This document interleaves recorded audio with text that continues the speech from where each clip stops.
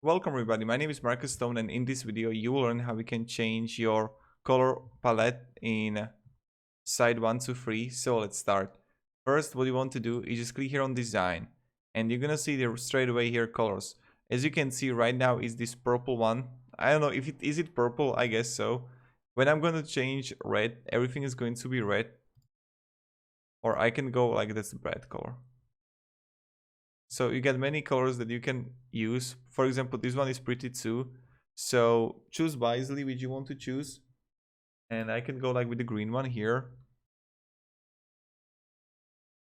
And I like this one. No, I don't like it. Yeah, I like blue. But this blue is not that pretty. So I will leave it like this. If you have any questions, guys, ask me down below in the comments. I'll try to help you, give you some feedback, guidance.